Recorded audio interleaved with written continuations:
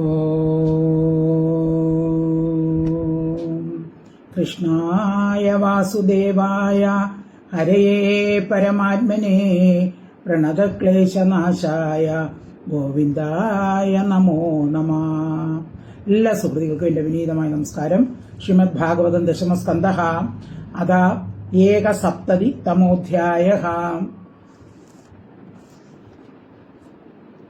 ഒരു ദിവസം കൃഷ്ണൻ രാജസഭ കൂടിക്കൊണ്ടിരുന്നപ്പോൾ ജരാസന്ധൻ തടവിൽ പാർപ്പിച്ചിരുന്ന രാജാക്കന്മാരുടെ ദൂതുമായി ഒരു ദൂതൻ അവിടെ എത്തുന്നു.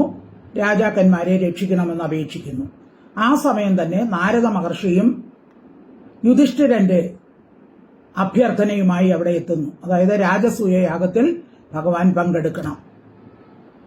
അപ്പോൾ കുറെ പേര് പറഞ്ഞു, ആദ്യം ജരാസന്ധനെ വേണം ജയിക്കേണ്ടത്, ആ രാജാക്കന്മാരെ രക്ഷിക്കണം.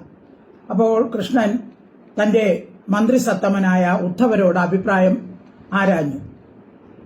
അപ്പോൾ ഉദ്ധവർ പറഞ്ഞു, രണ്ടു കാര്യവും നമുക്ക് ഒരേ സമയം തന്നെ ചെയ്യാൻ സാധിക്കും.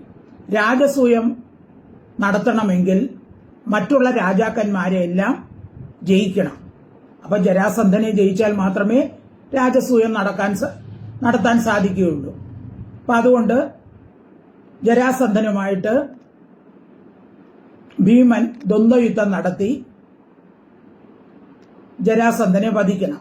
അത് ഭഗവാന്റെ സാന്നിധ്യമുണ്ടെങ്കിൽ അത് എളുപ്പം നടക്കും. അത് കഴിഞ്ഞ് രാജസൂയത്തിലും പങ്കെടുക്കാവുന്നതാണ്.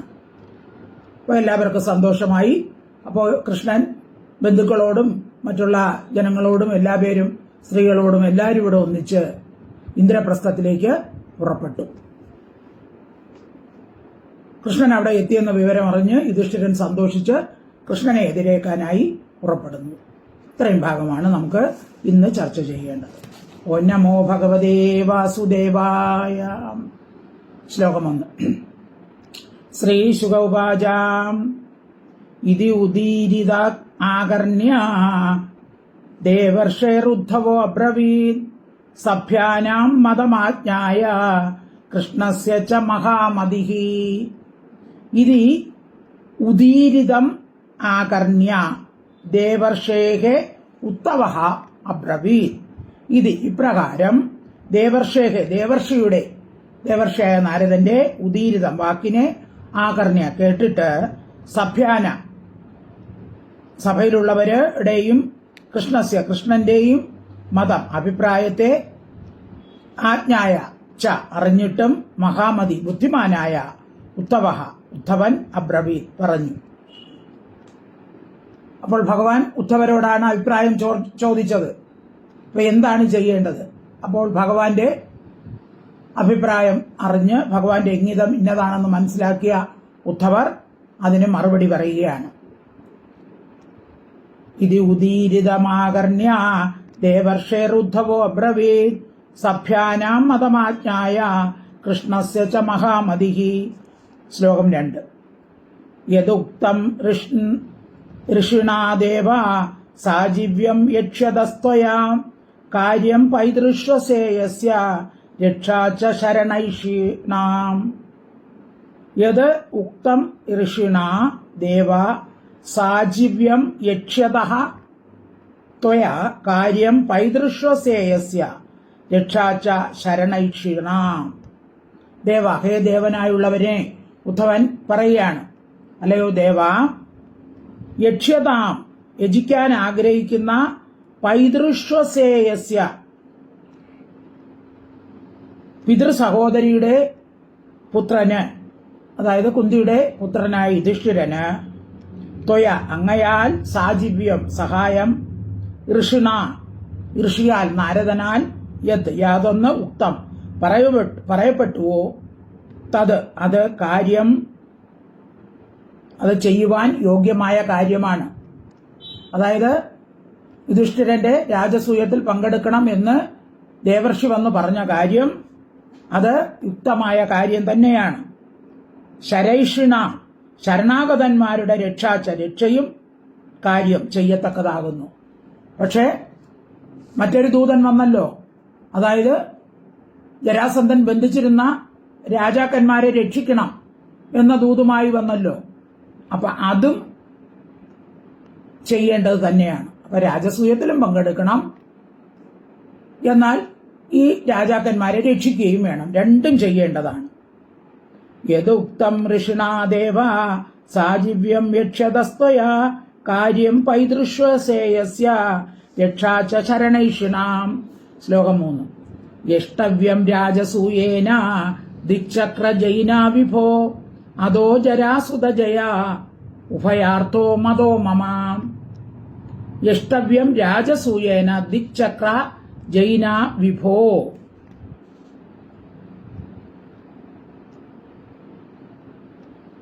അതഃ ജരാ സുതജയ ഉഭയാർത്ഥഃ മതഃ മമ. വിഭോ, അല്ലയോ തത്വങ്ങൾ ഗ്രഹിക്കാൻ കഴിവുള്ള ഭഗവാനെ, ദിക് ചക്ര ജൈന, ദിക് സമൂഹങ്ങളെ ജയിക്കാൻ ശക്തിയുള്ളവനാൽ രാജസൂയേന, രാജസൂയം കൊണ്ട് ഇഷ്ടവ്യം യജിക്കാൻ യോഗ്യമാകുന്നു. അതായത് രാജസൂയം എന്ന യാഗം സകല ദിക്കിലുമുള്ള രാജാക്കന്മാരെ ജയിച്ച് കീഴടക്കിയ രാജാവിന് മാത്രമേ നടത്താൻ അധികാരമുള്ളൂ. അതുകൊണ്ട് ജരാസുതജയ, ജരാസുതനെ, ജരാസന്ധിച്ച സുതൻ, അതായത് ജരാസന്ധൻ, ജരാസന്ധന്റെ ജയം എന്ന് പറയുന്നത് ഉഭയാർത്ഥ, രണ്ട് കാര്യങ്ങളെ സാധിപ്പിക്കാനായിക്കൊണ്ട് മമ, എനിക്ക് മതഃ അഭിപ്രായമാകുന്നു. അപ്പൊ ഒരേ സമയം തന്നെ രണ്ട് കാര്യവും നടത്താം. നമുക്ക് രാജസൂയത്തിലും പങ്കെടുക്കാം, ജരാസന്ധനെ ജയിക്കുകയും ചെയ്യാം. എങ്ങനെ? രാജസൂയം നടക്കണമെങ്കിൽ മറ്റുള്ള രാജാക്കന്മാരെയെല്ലാം ജയിച്ചിരിക്കണം. അപ്പൊ അങ്ങനെയാവുമ്പോൾ മറ്റുള്ള രാജാക്കന്മാരോടൊപ്പം ജരാസന്ധനെയും ജയിച്ചാലല്ലേ സാധിക്കുകയുള്ളൂ. അപ്പൊ അങ്ങനെ നമുക്ക് രണ്ട് കാര്യങ്ങൾ ഒരേ സമയം നടത്താം എന്ന് ബുദ്ധിസത്തമനായ ഉദ്ധവൻ ഭഗവാനോട് പറഞ്ഞു. യഷ്ടവ്യം രാജസൂയേന ദിക്ചക്രാജൈന വിഭോ അതോ ജരാസുതജയ ഉഭയാർത്ഥോ മതോ മമ. അപ്പൊ ആർക്കും പ്രീതികേട് ഉണ്ടാവുകയില്ല. അപ്പം മറ്റുള്ള ആളുകൾ പറഞ്ഞു ആദ്യം രാജാക്കന്മാരെ രക്ഷിക്കണമെന്ന്. അപ്പൊ രാജസൂയം നടത്തണമെങ്കിൽ എന്ത് ചെയ്യണം? എല്ലാ രാജാക്കന്മാരെയും ജയിച്ചേ പറ്റുള്ളൂ. അപ്പൊ അങ്ങനെ വരുമ്പോൾ ജരാസന്ധനെയും ജയിക്കണം. അപ്പൊ രണ്ട് കാര്യങ്ങളും ഒരേ സമയം തന്നെ നടത്താം എന്നുള്ള അഭിപ്രായം ഉദ്ധവൻ പറഞ്ഞു. ഇത് തന്നെയാണ് ഭഗവാനും ആഗ്രഹിച്ചത്. യഷ്ടവ്യം രാജസൂയേന ദിക്ചക്ര ജൈന വിഭോ തതോ ജരാസുതജയ ഉഭയാർത്ഥോ മതോ മമ. ശ്ലോകം 4. അസ്മാകം ച മഹാനർത്ഥോ ഹ്യേ ഏതൈനൈവ ഭവിഷ്യതി യശശ്ച തവ ഗോവിന്ദ രാജ്ഞോ ബദ്ധാൻ വിമുഞ്ചതഃ. അസ്മാകം ച മഹാൻ അർത്ഥഃ ഹി ഏതേനൈവ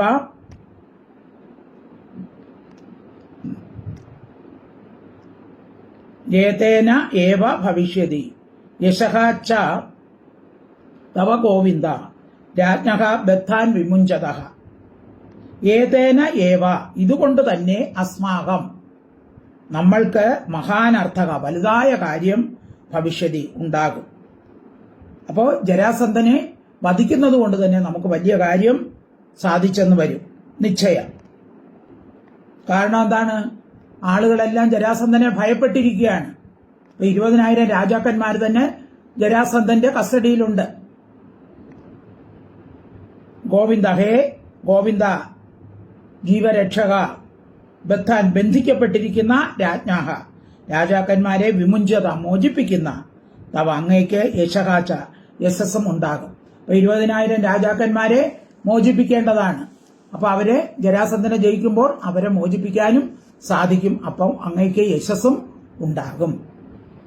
അസ്മാകം ച മഹാനർത്ഥോ ഹി ഏതേനൈവ ഭവിഷ്യതി യശശ്ച തവ ഗോവിന്ദ രാജ്ഞോ ബദ്ധാൻ വിമുഞ്ചത.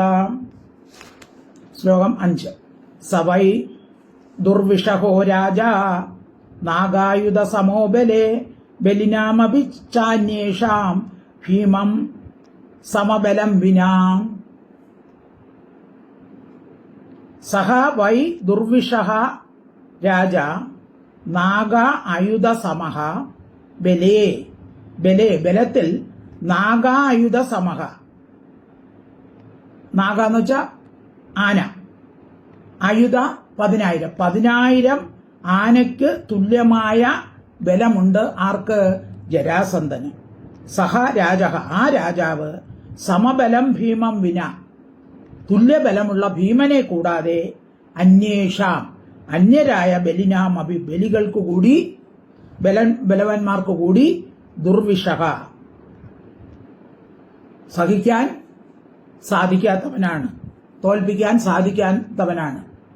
അപ്പോ ഭീമനും 10,000 ആനയുടെ ബലമുണ്ട്. അപ്പൊ ഭീമന് മാത്രമേ ജരാസന്ധനെ തോൽപ്പിക്കാൻ സാധിക്കുകയുള്ളൂ. വൈ നിശ്ചയം തന്നെയാണ്. അപ്പൊ ജരാസന്ധന് 10,000 ആനയുടെ ബലമുണ്ട്. അത്രയും ബലമുള്ള വേറെ രാജാക്കന്മാർ ഇല്ല. എന്നാൽ അവനോട് തുല്യമായ ബലമുള്ളത് ആരുണ്ട്? ഭീമനുണ്ട്. അതുകൊണ്ട് ഭീമൻ തന്നെ ജരാസന്ധനെ വധിക്കണം. അന്യർക്കാർക്കും സാധിക്കുകയില്ല. സവൈ ദുർവിഷഹോ രാജ നാഗായുധ സമോബലേ ബലിനാമഭിചാന്യേഷാം ഭീമം സമബലം വിനാം. ശ്ലോകമാണ്. ദ്വൈരഥേ സദോ ജേതവ്യോ മാ ശതാ അക്ഷൗഗിണീയുധ ബ്രഹ്മണ്യോ അഭ്യർത്ഥിതോ വിപ്രൈ ന പ്രത്യാഖ്യാതി കർഹിച്ചേ. ദ്വൈരഥേ സഹ തു ജേതവ്യോ മാ ശത അക്ഷൗഹിണീയുധ ബ്രഹ്മണ്യഃ അഭ്യർത്ഥിതഃ വിപ്രൈഃ ന പ്രത്യാഖ്യാതി കർഹിച്ചിത്. സഹ തു അവനാകട്ടെ ദ്വൈരഥേ അതായത് ദ്വന്ദ്വയുദ്ധത്തിൽ ജേതവ്യ ജയിക്കപ്പെടുവാൻ യോഗ്യനാണ്. അപ്പൊ ദ്വന്ദ്വയുദ്ധത്തിൽ മാത്രമേ അവനെ തോൽപ്പിക്കാൻ സാധിക്കുകയുള്ളൂ. ശത അക്ഷൗഹിണീയുധ 100 അക്ഷൗഹിണി സഹിതനായിട്ട് മാ ജേതവ്യ അവനെ ജയിക്കാൻ സാധിക്കുകയില്ല.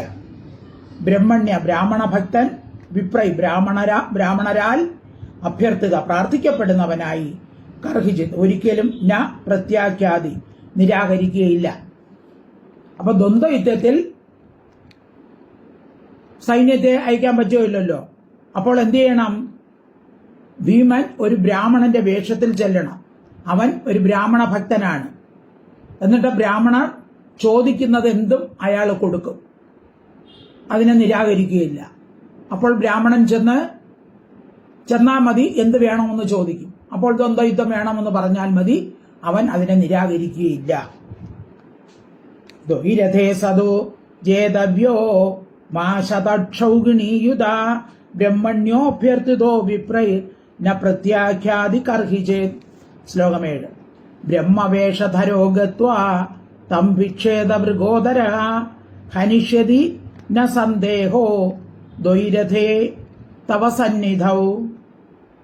ബ്രഹ്മവേഷധരഃ ഗത്വാ തം വിക്ഷേദ മൃഗോദരഃ. ബ്രഹ്മവേഷധര ബ്രാഹ്മണവേഷം ധരിച്ചിട്ട് മൃഗോദര ഭീമസേനൻ എന്ത് ചെയ്യണം? ഗത്വ അവിടെ പോയിട്ട് തം അവനോട് ഭിക്ഷേത യാചിക്കണം.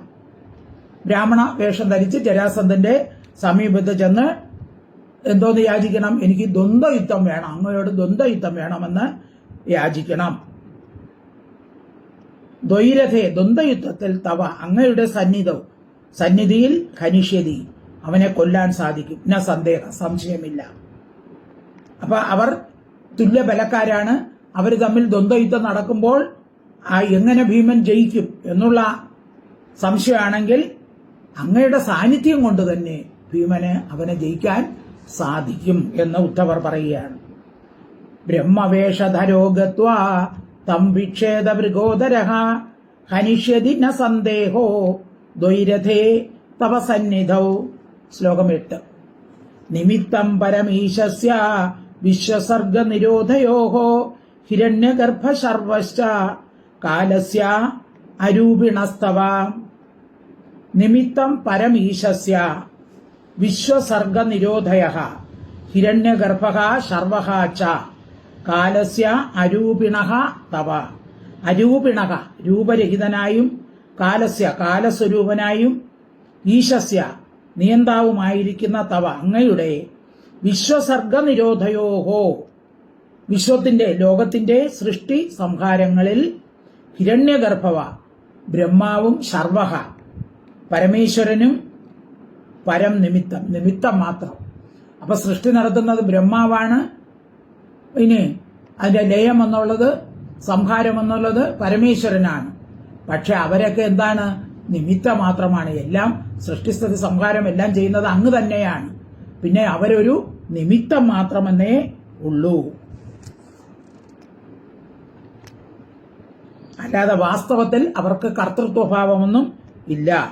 അതുപോലെ ഭീമൻ കൊല്ലുന്നവൻ എന്ന പേർ മാത്രമല്ലാതെ വാസ്തവത്തിൽ ഭീമനെ കൊല്ലുന്നത് അങ്ങ് തന്നെയാണ്. ഇത് ഭഗവാൻ ഭഗവത്ഗീതയിൽ അർജുനനോട് പറഞ്ഞല്ലോ, നിമിത്തമാത്രം ഭവ സവ്യസാജിൻ, നീ ഒരു നിമിത്തം മാത്രമാണ്. എന്നാൽ ഇവരെല്ലാം കൊല്ലപ്പെട്ട് കഴിഞ്ഞു. പിന്നെ നീ ഒരു നിമിത്തം മാത്രമാണ്. അതുപോലെയാണ് ഇവിടെ ഉദ്ധവർ പറയുന്നത്, ഇവിടെ ഭീമൻ ഒരു നിമിത്തം മാത്രമാണ്, കൊല്ലുന്നത് അങ്ങ് തന്നെയാണ്. നിമിത്തം പരമീശസ്യ വിശ്വസർഗ നിരോധയോഹോ ഹിരണ്യഗർഭ ശർവശ്ച കാലസ്യാരൂപിണസ്തവ. ശ്ലോകം 9.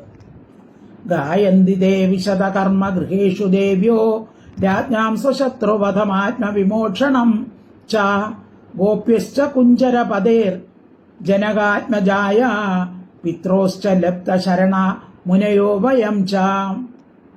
ഗായന്തി തേ വിശദകർമ്മ ഗൃഹേഷു ദേവ്യഃ രാജ്ഞാം സ്വശത്രുവധം ആത്മവിമോക്ഷണം ച ഗോപ്യഃ ച കുഞ്ചരപദേഃ ജനക ആത്മജായാഃ പിത്രോഃ ച ലബ്ധശരണ മുനയഃ വയം ച. കുഞ്ചപദേഃ ഗജേന്ദ്രന്റെയും ജനകാത്മജ സീതയുടെയും, അതായത് സീതയെ കട്ടുകൊണ്ടുപോയ രാവണനെ കൊന്ന് ദേവിയെ ഭഗവാൻ രക്ഷിച്ചു. അതുപോലെ കുഞ്ചരക ഗജേന്ദ്രനെ മുതലയിൽ നിന്ന് ഭഗവാൻ രക്ഷിച്ചില്ലേ? അതുപോലെ പിത്രോച്ച പിതാക്കന്മാരുടെയും മോചനത്തെ ശ്രീകൃഷ്ണൻ നിന്റെ പിതാവിനെ ബന്ധിച്ചിരിക്കുന്ന ജരാസന്ധനെ ശീഘ്രം കൊന്ന് ബന്ധനത്തിൽ നിന്ന് വിടർത്തി അയക്കും.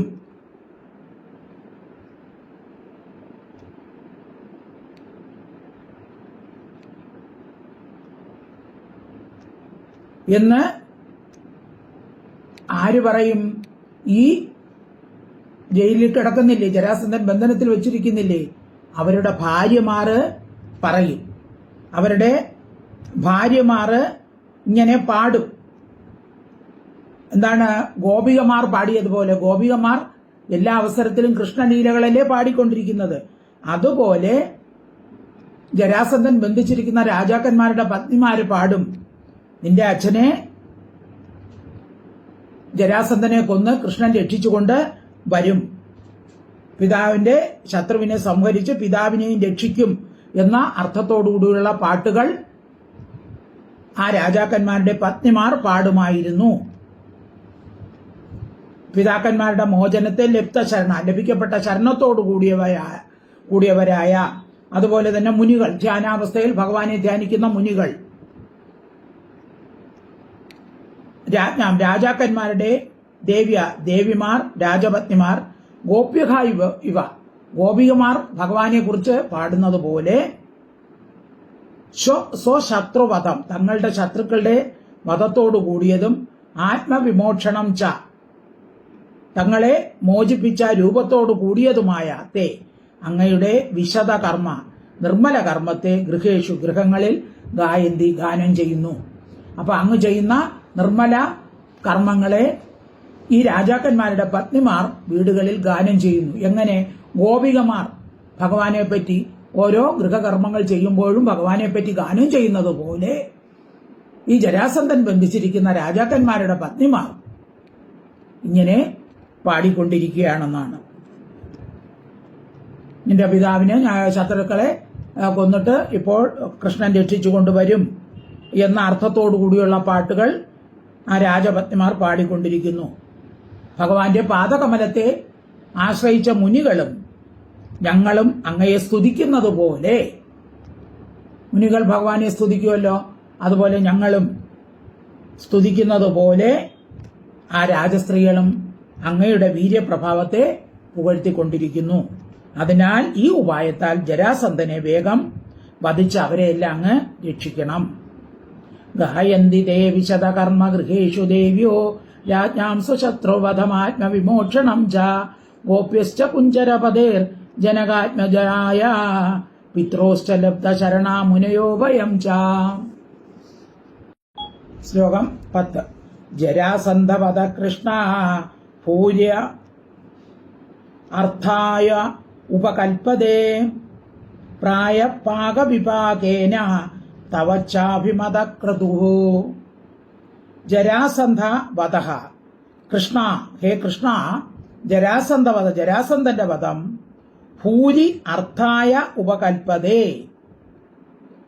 ഭൂരി എന്ന് വെച്ചാൽ അനേകം, അർത്ഥായ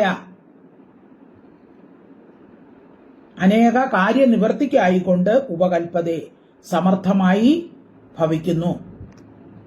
ജരാസന്ധനെ വധിക്കുന്നതുകൊണ്ട് ഭക്തദ്രോഹി വിനശ്യതി, ഭക്തനെ ദ്രോഹിക്കുന്നവൻ നശിക്കും. അല്ലെങ്കിൽ ഭഗവാൻ പറയുമല്ലോ, നമേ ഭക്ത പ്രണശ്യതി, എന്റെ ഭക്തൻ ഒരിക്കലും നശിക്കുകയില്ല എന്ന് ഭഗവാൻ പറയുമല്ലോ. അപ്പൊ ഭക്തനെ ഉപദ്രവിക്കുന്നവനും പെട്ടെന്ന് നശിക്കും എന്നുള്ള അങ്ങയുടെ പ്രതിജ്ഞ സത്യമായി ഭവിക്കും. പ്രായേണ പാകവിഭാഗേന, കർമ്മപരിഭാഗം കൊണ്ട് ക്രതു യാഗം തവച്ച അങ്ങയ്ക്കും അഭിമത സമ്മതമാണ്. അപ്പൊ ദുഷ്ടന്മാരായ ജരാസന്ധ തുടങ്ങിയവരുടെ പാപകർമ്മങ്ങളുടെ പരിഭാഗവും ശിഷ്ടന്മാരായ മറ്റു രാജാക്കന്മാരുടെ പുണ്യകർമ്മങ്ങളുടെ പരിഭാഗവും നിമിത്തമാണ് ഈ രാജസൂയ.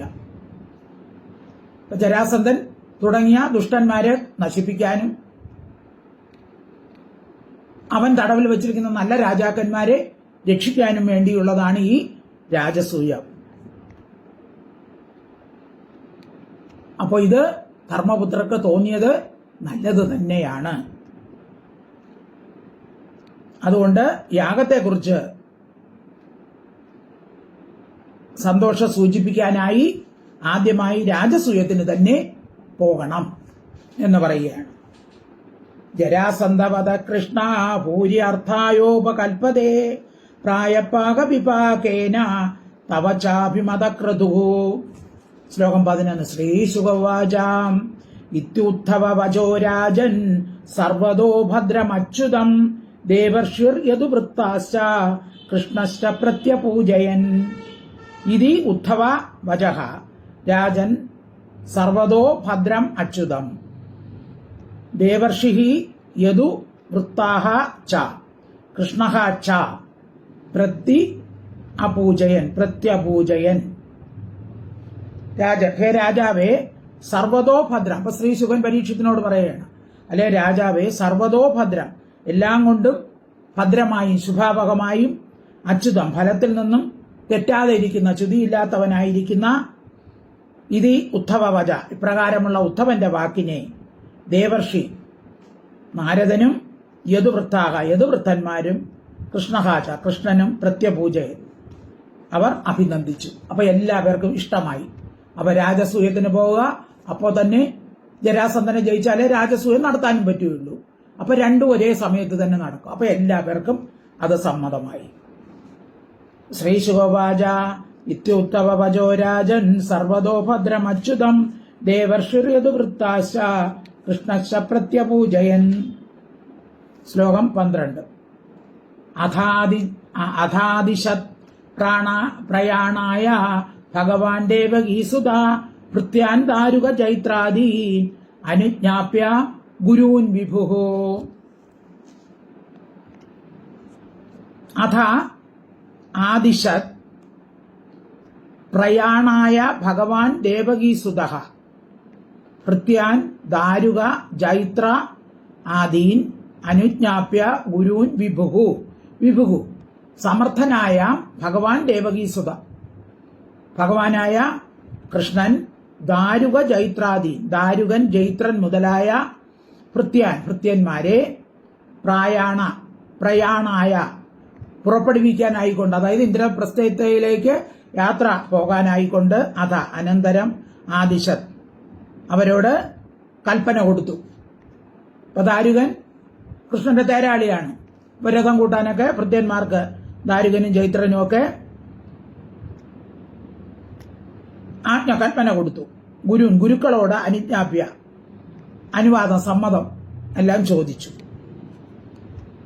അഥാദിശത് പ്രയാണായ ഭഗവാൻ ദേവകീസുതഃ ഭൃത്യാൻ ദാരുക ജൈത്രാദീൻ അനുജ്ഞാപ്യ ഗുരൂൻ വിഭുഹു.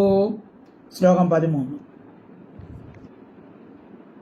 നിർഗമയ്യ അവരോധാൻ സ്വാൻ സസുതാൻ സപരിച്ഛദാൻ സംഘർഷണമനുജ്ഞാപ്യ യദുരാജം ച ശത്രുഹൻ. അവന് കൃഷ്ണൻ യാത്ര പുറപ്പെടുകയാണ്. അതിനുള്ള ഒരുക്കങ്ങളാണ്. നിർഗമയ്യ അവരോധാൻ സ്വാൻ സസുതാൻ സപരിച്ഛദാൻ സംഘർഷണം അനുജ്ഞാപ്യ യദുരാജം ച ശത്രുഹൻ. ശത്രുക്കളെ ഹനിക്കുന്ന രാജാവെ, സ്വാൻ അവരോധാൻ സ്വന്തം പത്നിമാരെ, സസുതാൻ പുത്രന്മാരോട് കൂടിയും, സപരിച്ഛദാൻ വേണ്ടുന്ന സാധനങ്ങളോടുകൂടി നിർഗമയ്യ പുറപ്പെടുവിച്ചിട്ട്, അപ്പൊ എല്ലാവരും കൂടെ ഇന്ദ്രപ്രസ്ഥത്തിലേക്ക് പുറപ്പെടുകയാണ്. അപ്പൊ അതിനുള്ള സാധനങ്ങളൊക്കെ എടുക്കണമല്ലോ. എല്ലാ സാധനങ്ങളൊക്കെ എടുത്ത് അവരെ വിട്ട് സംഘർഷണം ബലരാമനോടും യദുരാജം ഉഗ്രസേനനോടും അനുജ്ഞാപ്യ യാത്ര പറഞ്ഞു. അപ്പൊ എല്ലാവരും കൂടെ ഇന്ദ്രപ്രസ്ഥത്തിലേക്ക് പുറപ്പെടുകയാണ്.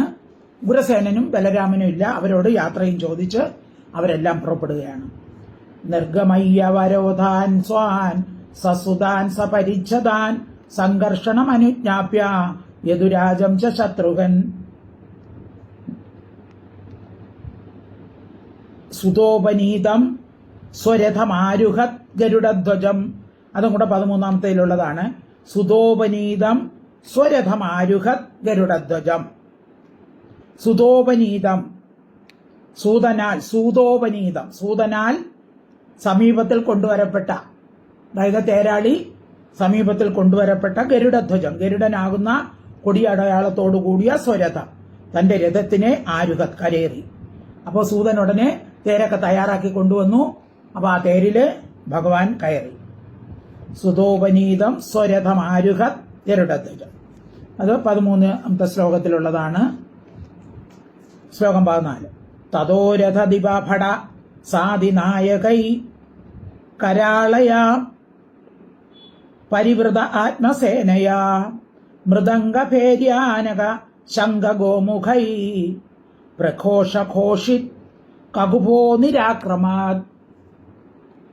തതഃ അനന്തരം രഥ തേർപ്പട, ദിപ ആനപ്പട, ഭട അതായത് കാലാൾപ്പട, കുതിരപ്പട ഇവയാലും, സാധി നായകൈ ഇവരുടെ നായകന്മാരാലും, കരാളയ പരിവൃത ആത്മസേനയ, കരാളയ തീവ്രമായിരിക്കുന്ന ആത്മസേനയ സ്വന്തം സൈന്യത്താലും പരിവൃത ചുറ്റപ്പെട്ടവനായി, മൃദംഗ ഭേര്യ ആനക ശംഖ ഗോമുഖ അതായത് വാദ്യഘോഷങ്ങളാണ്. മൃദംഗം, ഭേരി, ആനകം, ശംഖം, ഗോമുഖം ഇവയാൽ പ്രഘോഷഘോഷിതു കകുവ ഇവയെല്ലാം വാദ്യഘോഷങ്ങളെല്ലാം മുഴക്കി, അവയുടെ ശബ്ദത്താൽ ദിക്കുകളെല്ലാം മുഴങ്ങി. നിരാക്രമത് അങ്ങനെ ദിക്കുകളെയൊക്കെ ശബ്ദിപ്പിച്ചുകൊണ്ട്, വാദ്യഘോഷങ്ങളുടെ ഘോഷം കൊണ്ട് ദിക്കുകളെ ശബ്ദിപ്പിച്ചുകൊണ്ട് കൃഷ്ണൻ അങ്ങനെ ഇന്ദ്രപ്രസ്ഥത്തിലേക്ക് പുറപ്പെട്ടു. തതോ രഥദിവഭട സാദിനായകൈ കരാളയാ പരിവൃത ആത്മസേനയാ മൃദംഗ ഭേര്യാനക ശംഖ ഗോമുഖൈ പ്രഘോഷഘോഷിത് കകുപോ നിരാക്രമത്. ശ്ലോകം 15. നിർവാജികാഞ്ചന ശിബികാഭിരച്യുതം സഹാത്മജ പതിമനു സുവ്രതായയോ വരാംബരാഭരണ വിലേപന സ്രജ സുസംവൃത നൃഭിർ അസിചർമ്മപാണിഭിഃ നൃവാജി കാഞ്ചന ശിബികാഭിരച്യുതം.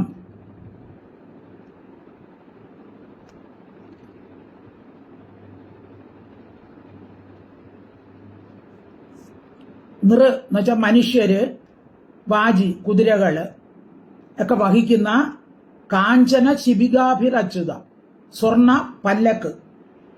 അതായത്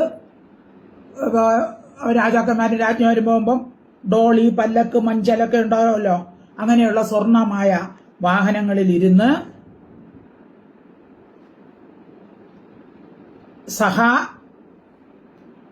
ആത്മജ പുത്രന്മാരോടുകൂടി പതിം അനു സുവ്രതായു പതിം അച്യുതം അനു ഭർത്താവായ ശ്രീകൃഷ്ണൻ അനുസരിച്ച് യയു അവരെ യാത്രയായി. ഭഗവാൻ മുമ്പേ പോയി, അതിന്റെ പുറകെയായിട്ട് ഇവരെല്ലാ പേരും യാത്രയായി. വരാംബര ആഭരണ വിലേപന സ്രജ സുസംവൃത നൃഭിർ അസി ചർമ്മ പാണിഭിഃ. അപ്പോ അസി എന്ന് വെച്ചാൽ വാള്, ചർമ്മ പരിച ഒക്കെ കയ്യിൽ പിടിച്ച നൃഭി മനുഷ്യരാൽ സുസംവൃത ചുറ്റപ്പെട്ടവരായ വരാംബരാഭ ആഭരണ വിലേപന സ്രജ വിശേഷ വസ്ത്രങ്ങൾ, ആഭരണങ്ങൾ, അംഗരാഗങ്ങൾ, മാലകൾ ഇവയോട് കൂടിയ പുത്രന്മാരോടുകൂടി ഭാര്യമാർ എല്ലാം അലങ്കരിച്ച് നല്ലവണ്ണം ഒരുങ്ങിയ ഭാര്യമാര് കൃഷ്ണന്റെ പുറകെ പല്ലക്കുകളിൽ, ഡോളികളിൽ ഒക്കെ പുറപ്പെട്ടു. വാളും പരിചയം പിടിച്ച അകമ്പടിക്കാർ അവരുടെ മുമ്പിലായിട്ട് നടന്നു.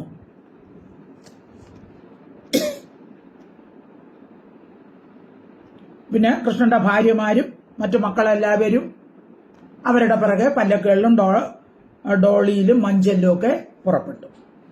നിർവാജികാഞ്ചന ശിബികാഭിരച്യുതം സഹാത്മജ പതിമനു സുവ്രതായയോ വരാംബരാഭരണ വിലേപന സ്രജ സുസംവൃത നൃഭിരസി ചർമ്മപാണിഭിഃ. ശ്ലോകം 16. നരോഷ്ട്ര ഗോമഹിഷ ഖരാശ്വതരന്യ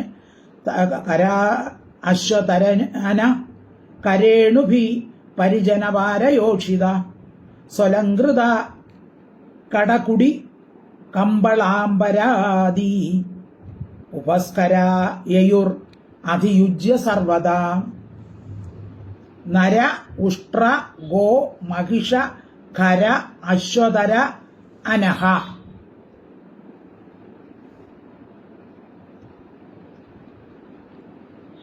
അപ്പോ ഏതൊക്കെയുള്ള അവരുടെ സാധനങ്ങൾ കൊണ്ടുപോകണമല്ലോ. അപ്പൊ ഈ സാധനങ്ങളൊക്കെ കൊണ്ടുപോകാൻ ആൾക്കാരുണ്ട്. മനുഷ്യർ, നര മനുഷ്യർ, ഉഷ്ട്ര ഒട്ടകം, ഗോ കാളകള്, മഹിഷ പോത്തുകൾ, ഖര കഴുതകൾ, അശ്വതരി കോവർ കഴുതകൾ, അനഹ ശകടങ്ങൾ വണ്ടികൾ, കരേണുഭി പിടിയാനുകൾ. ഇവയെല്ലാം അവരുടെ സാധനങ്ങളും കൊണ്ട് എന്തൊക്കെയാണ്? സ്വലങ്കൃത നന്നായി അലങ്കരിച്ചവരായ പരിജന വാരയോഷിത ദാസികളും വാരസ്ത്രീകളും കടകുടി കമ്പള ആംബരാദി ഉപസ്കര. അതായത് ഇവരൊക്കെ കുറെ പേര് പോകുമ്പോൾ അവിടെ കൂടാരങ്ങൾ കെട്ടണമല്ലോ. അപ്പൊ ടെന്റ് കെട്ടാനുള്ള കൂടാരങ്ങൾ, കമ്പളങ്ങൾ, കമ്പിളി പുതപ്പുകള്, അമ്പരങ്ങൾ, വസ്ത്രങ്ങൾ എന്നീ സാധനങ്ങളെല്ലാം സർവഭാഗത്തു നിന്നും അതിയുജ്യ ബന്ധിച്ചിട്ട്. ഇപ്പൊ പല സ്ഥലത്തു നിന്നും ധാരാളം വസ്ത്രങ്ങൾ, കമ്പിളികള്, കുറെ ആൾക്കാർ പോയല്ലേ. അപ്പൊ ഇവർക്ക് ആവശ്യമുള്ള എല്ലാ സാധനങ്ങളും കാളകളുടെയും കോവർ കഴുതയുടെയും പിടിയാനകളുടെയൊക്കെ പുറത്ത് വെച്ച് അവര് വാഹനങ്ങളിൽ അങ്ങനെ പുറപ്പെടുകയാണ്. നരോഷ്ട്ര ഗോമഹിഷ ഖരാശ്വതരാന കരേണുഭി പരിജനവാരയോഷിത സ്വലങ്കൃത കടകുടികമ്പളാംബരാദി ഉപസ്കര യയുർ അധിയുജ്യ സർവതഃ. ശ്ലോകം 17. ബലം ബൃഹധ്വജ പടഛത്ര ചാമരൈർ വരായുധാഭരണ കിരീടവർമ്മഭി ദിവാംശുഭി സ്തുമുല രവം ബഭൗരവേർ യഥാർണവക്ഷുഭിത തിമിംഗലോർമി. ബലം ബൃഹധ്വജപട ഛത്ര ചാമരൈർഹി വരായുധ ആഭരണ കിരീടവർമ്മഭിഹി ദിവാംശുഭിഹി തുമുലരവം ബഭൗ രവേഹേ. രവേഹേ സൂര്യന്റെ ദിവാംശുഭി പകൽ സമയത്തെ വിശേഷ ശോഭ കൊണ്ട്. 4ാമത്തെ ലൈനാണ്. യഥാർണവ ക്ഷുഭിത തിമിംഗലോർമിഭിഹി. ക്ഷുഭിത തിമിംഗലോർമിഭിഹി ക്ഷോഭിച്ചിരിക്കുന്ന തിമിംഗലങ്ങളുടെ ചലനത്താൽ ഉണ്ടാകുന്ന തിരമാലകൾ കൊണ്ട് അർണവഹ യഥ സമുദ്രം പോലെ. അപ്പൊ തിമിംഗലങ്ങൾ ക്ഷോഭിച്ചുമോ കടൽ എങ്ങനെ ക്ഷോഭിക്കുമോ അതുപോലെയാണ് ഇവരെല്ലാവരും കൂടെ പല പല വണ്ടികളിലായിട്ട് പുറപ്പെട്ടത്. ബൃഹധ്വജ പടഛത്ര ചാമരൈ ബൃഹത്തുക്കളായ പതാകകൾ, ഛത്രങ്ങൾ, ചാമരങ്ങൾ ഇവ കൊണ്ടും വരായുധ ആഭരണ കിരീടവർമ്മഭി ശ്രേഷ്ഠങ്ങളായ ആയുധങ്ങൾ, ആഭരണങ്ങൾ, കിരീടങ്ങൾ, കവചങ്ങൾ എന്നിവയോടുകൂടിയ ബലം സൈന്യം തുമുലരവ ഭയങ്കരമായ ശബ്ദത്തോടുകൂടി ബഹു ശോഭിച്ചു. അപ്പോൾ ഇവരുടെ സൈന്യങ്ങളും എല്ലാം പുറപ്പെടുകയാണ്. നേരത്തെ പറഞ്ഞു ആന, കുതിര, കാലാൾപ്പട എല്ലാം ഉണ്ട്. അപ്പൊ ഇവയുടെ കുളമ്പടി ശബ്ദവും ഇതിന്റെ എല്ലാ ശബ്ദത്തോടുകൂടി സമുദ്രം ഇരമ്പി വരുന്നത് പോലെ തോന്നും. അങ്ങനെ കൃഷ്ണന്റെ ഒപ്പം ഒരുമിച്ച് സൈന്യം, കൊടിക്കൂറകൾ, കുടകൾ, വെഞ്ചാമരങ്ങൾ, പിന്നെ ആയുധങ്ങൾ, ആഭരണങ്ങൾ, കിരീടങ്ങൾ, കഞ്ചുകങ്ങൾ ഇവ കൊണ്ട് ദേഹങ്ങൾ അലങ്കരിച്ച് എല്ലാം കൂടെ കടലില് ഇരമ്പും പോലെ, അതായത് തിമിംഗലങ്ങൾ നിമിത്തം സമുദ്രത്തിലെ തിരമാലകൾ ഇളകി മറിയുന്നത് പോലെ ഇവരെല്ലാവരും ഇന്ദ്രപ്രസ്ഥത്തിലേക്ക് പുറപ്പെട്ടു. ബലം ബൃഹധ്വജ പടഛത്ര ചാമരൈർ വരായുധാഭരണ കിരീടവർമ്മഭി ദിവാംശുഭിസ്തുമുല രവ ബഭൗരവേർ യഥാർണവക്ഷുഭിത തിമിംഗലോർമിഭി. ശ്ലോകം 18. അധോ മുനർയതുപതിനാ സഭാജിത പ്രണമ്യ തം ഹൃദി വിദദത് വിഹായസ നിശമ്യ തദ്വ്യവസിതം ആഹൃതാർഹണോ മുകുന്ദ സന്ദർശന നിർവിതേന്ദ്രിയ.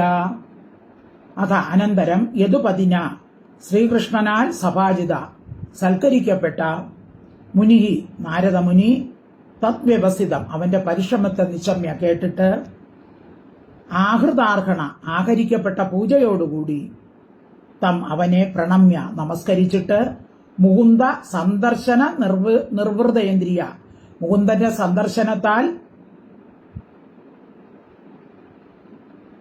സുഖമായി തീർന്ന ഇന്ദ്രിയങ്ങളോട് കൂടിയവനായി ഹൃദയത്തിൽ തം അവനെ വിധത ധ്യാനിക്കുന്നവനായി വിഹായസ ആകാശത്തിൽ കൂടി യയൗ ധ്യാനം ചെയ്തു.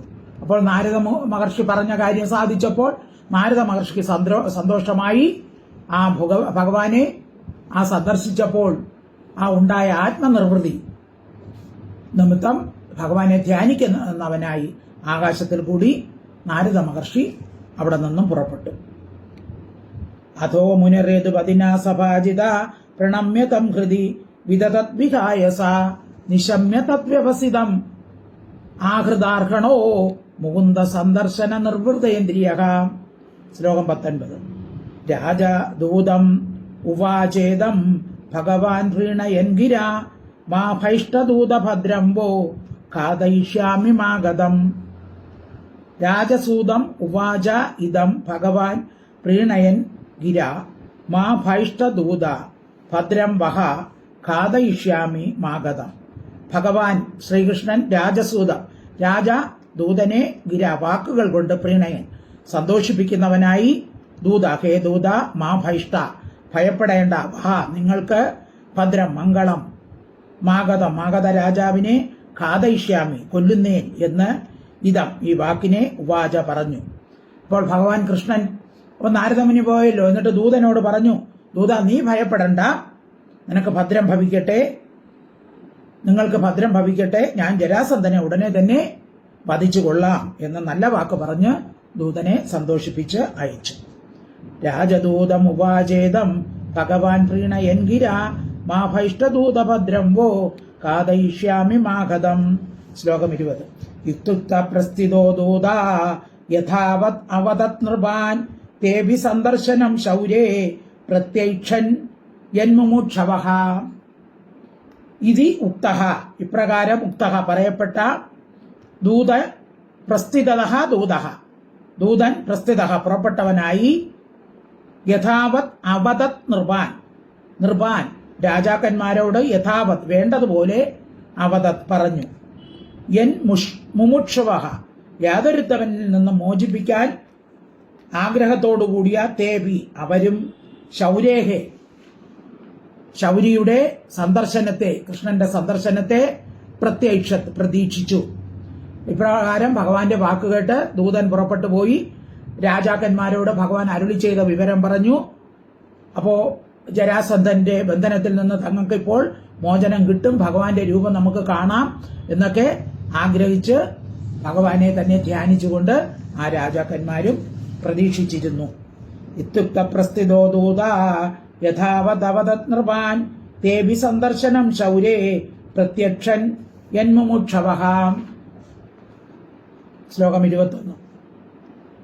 ആനർത്ത സൗവീര മരൂം സ്ഥീർത്വാ വിനശനം ഹരി ഗിരീൻ നദീര അതിയായ പുരഗ്രാമ പ്രജാകരാൻ.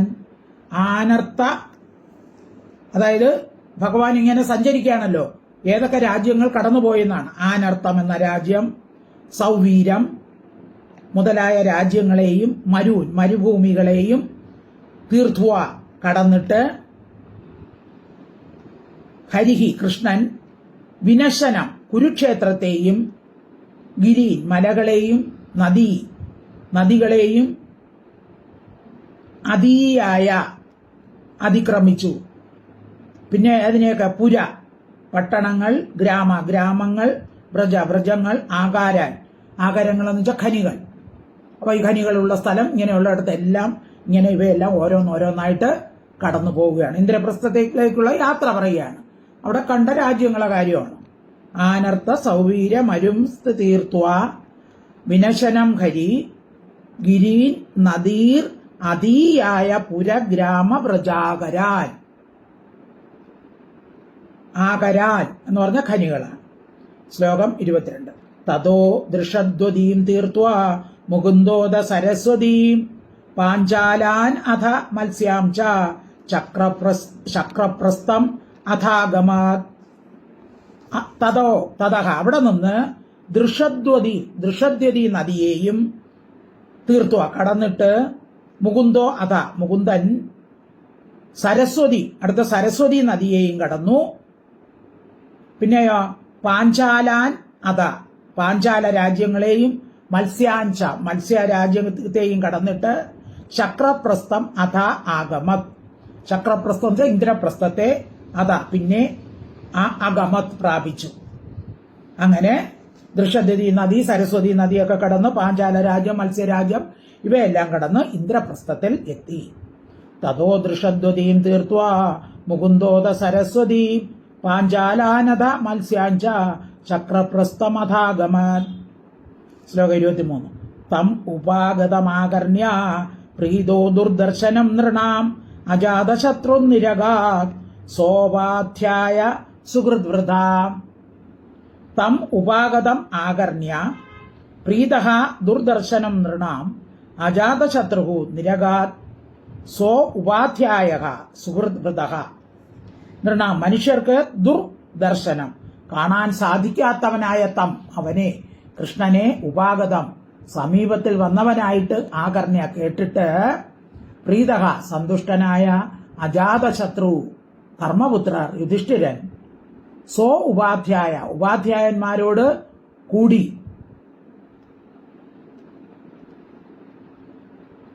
സുഹൃത്തുക്കളാൽ ചുറ്റപ്പെട്ടവരായി നിർഗമിച്ചു. ഭഗവാൻ ഇന്ദ്രപ്രസ്ഥത്തിൽ എത്തിയെന്ന വിവരം അറിഞ്ഞതും യുധിഷ്ഠിരൻ സന്തോഷത്തോടുകൂടി സുഹൃത്തുക്കളും ബന്ധുക്കളും അതുപോലെ ഉപാധ്യായന്മാരോടുകൂടി ഭഗവാനെ സ്വീകരിക്കാനായി പുറപ്പെട്ടു. തമുപാഗതമാകർണ്യ പ്രീതോ ദുർദർശനം നൃണാം അജാതശത്രുനിരക സോപാധ്യായ സുഹൃദ്വൃതഃ. ബാക്കി ഭാഗം അടുത്ത ക്ലാസ്സിൽ പഠിക്കാം. സർവത്ര ഗോവിന്ദ നാമ സങ്കീർത്തനം. ഗോവിന്ദ ഹരി ഗോവിന്ദ. ഹരി ഓം തത്സത്, ഹരി ഓം തത്സത്, ഹരി ഓം തത്സത്.